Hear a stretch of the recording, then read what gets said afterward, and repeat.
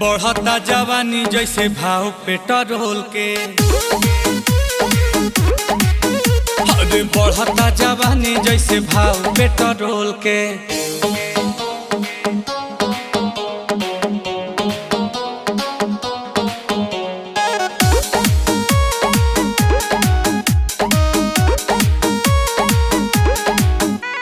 लागे पछताई पड़ी तो हके पटाई के, बड़ा की बहिन भइल बारू महंगाई के।